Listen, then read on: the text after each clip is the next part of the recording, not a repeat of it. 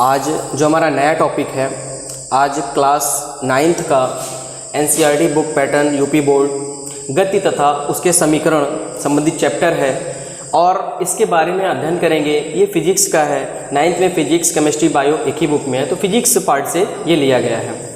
तो गति क्या होती है और उसके समीकरण क्या होते हैं। गति क्या होती है? किसी वस्तु का चलना, किसी वस्तु की स्थिति का पता करना, उसकी स्थिति साम्यावस्था में है कि गतिज अवस्था में है, तो इसी का अध्ययन करते हैं हम। तो पहला इसमें स्टार्ट चैप्टर से होता है कि विराम अथवा विरामावस्था क्या है। तो विराम शब्द से ही आपका प्रायः ये तात्पर्य होना चाहिए कि विराम मतलब किसी वस्तु का रुकना, रुकी हुई वस्तु अर्थात विरामावस्था में है। तो विरामावस्था जब कोई वस्तु या पिंड है अपने समयानुसार अपनी स्थिति में परिवर्तन नहीं करता है, मतलब कि एक स्थिर पर वो रुका हुआ है और विराम की अवस्था में है, उसमें कोई भी परिवर्तन नहीं हो रहा है, तो उसे विरामावस्था हम कहते हैं। जैसे कि कोई भी वस्तु है, उदाहरण के तौर पर आपके मेज है, आपका बॉक्स है, उस पर कोई किताब है, आपका रखा हुआ डस्टर है, या ये बोर्ड जो लगा हुआ है ये विरामावस्था में है, इसको सिर्फ टांग दिया गया है और लगा दिया गया है, तो ये बोर्ड आपका विरामावस्था में टंगा, ये गतिज अवस्था में नहीं है। तो आप समझ गए कि जब कोई वस्तु या पिंड अपने समयानुसार स्थिति में विराम की स्थिति पर हो, परिवर्तन नहीं हो रही हो, तो यह स्थिति विरामावस्था स्थिति कहलाती है। दूसरा हम लेते हैं गति, चैप्टर है हमारा गति। तो गति के बारे में पढ़ना है। जैसे आप चलते हैं तो आप गति में हैं, अगर आप रुक गए तो आपकी स्थिति जो ऊर्जा है वो गतिज ऊर्जा नहीं है, आप चल नहीं रहे हैं, आप खड़े हुए हैं। तो गति हम पढ़ते हैं कि जब कोई वस्तु अपने समयानुसार अपनी स्थिति में परिवर्तन करती है, मतलब जिस तरीके से टाइम चेंज होता है, सेकंड होता है, मिनट होता है, जिस तरीके से वो परिवर्तित होता है, 8 9 10 11 12 बजते हैं फिर से होता है, तो उसी तरीके से मोशन भी होता है कि समयानुसार आपके समय के अनुसार आपकी स्थिति में परिवर्तन हो।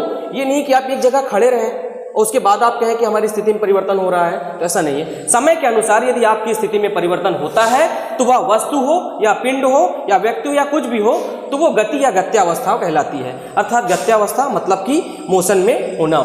जैसे उदाहरण के रूप पर सड़क है, उस पर दौड़ते हुए वाहन है, रेल की पटरियां हैं, उस पर चलती हुई रेलगाड़ी है। मान लीजिए रेल की पटरी पर रेल अगर खड़ी हुई है तो रेल गति अवस्था में नहीं है, रेल विरामावस्था में है। गतिज अवस्था में रेल का पटरी पर चलना होगा।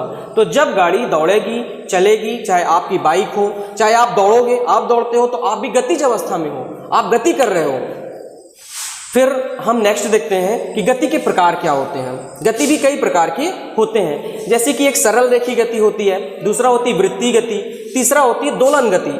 तो जो ये सरल रेखीय गति होती है, नाम से ही पता चल रहा है कि एक सरल रेखा अर्थात एक सीधी रेखा में गति करना क्या कहलाती है? आपकी सरल रेखीय गति कहलाती है। जैसे कि जब आप लोग ट्रेनिंग में जाते हैं तो आप लोग जब मार्च पास कराया जाता है, जैसे पुलिस की ट्रेनिंग है, दरोगा एसआई है, फिजिक्स में फिजिकल में, तो एक सरल रेखीय गति होती है। उसमें आप आर्मी के जवानों को देखिए, एक रेखा में गति करते हैं। तो एक रेखा में जब गति होती है, एक लीनियर एक सीधी रेखा में, तो वो गति आपकी सरल रेखीय गति कहलाती है।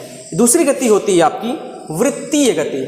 वृत्तीय गति आपने मैथ में पढ़ा होगा कि वृत्त क्या होता है। आपको पता है कि एक ऐसा गोला, ये आपका वृत्त कहलाता है।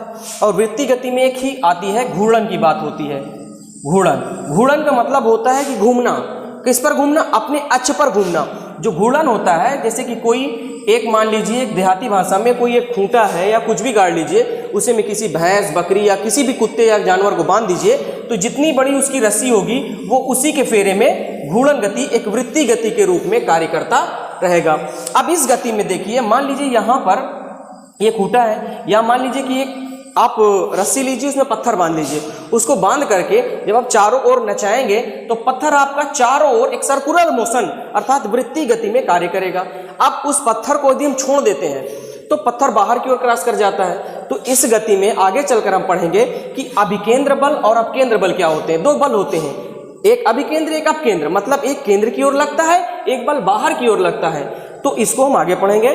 थर्ड आता है आपका दोलन गति। दोलन गति से आप समझ लीजिए कि दोलित वस्तु, मतलब किसी एक पेंडुलम पर टंगी हुई कोई वस्तु है, आपने पेंडुलम देखा होगा, ये कोई टांग दिया कोई वस्तु को और हमने इसको इधर करके छोड़ दिया, तो ये एक पेंडुलम गति में काम करेगी, ये एक दोलन गति कहलाती है। धीरे धीरे धीरे धीरे धीरे धीरे धीरे धीरे ये साम्यावस्था में भी आएगी। तो ये दोलन गति कहलाती है। जैसे घड़ी टंगी होती है, घड़ी में लगा हुआ जो आप अलार्म नहीं देखते जो घंटा 1 बजने के बाद 2 बजने के बाद टन टन टन, वो एक दोलन गति में कार्य करता है। दूसरे रूप में आप सावन के महीने में झूला उला झूलते हो, आप पेंग मारते हो, इधर से जाते हो उधर जाते हो, वो एक दोलन गति के रूप में कार्य करता है। जैसा कि आज हमने सिर्फ इस पर गति तथा उसके प्रकार बताया, लिखा था समीकरण, तो गति के 3 समीकरण होते हैं, गति के 3 समीकरण होते हैं। तो हम समीकरणों को बता दे रहे हैं, इसका डेरिवेशन, इसका डेरिवेट बाद में किया जाएगा। गति के जो 3 समीकरण होते हैं, जो पहला समीकरण आपका गति का होता है वो होता है v बराबर u प्लस ए टी। जो आपका दूसरा कि गति तो पढ़ा, फिर उसके समीकरण देखने। गति के 3 समीकरण होते हैं, v बराबर u plus A T, s बराबर U T plus half A T square and v square बराबर यू स्क्वायर प्लस 2as। अब जब आपको आगे इसका डेरिवेशन किया जाएगा तो बताया जाएगा कि u प्रारंभिक वेग है, v आपका अंतिम वेग है, a आपका त्वरण है, t आपका समय है, इसी तरीके से s आपकी दूरी है। ठीक है, तो इन सब का हम आगे अध्ययन करते हैं। ये गति के 3 समीकरण होते हैं, v बराबर u plus A T, s बराबर U T plus half A T square, v बराबर U A square plus 2as।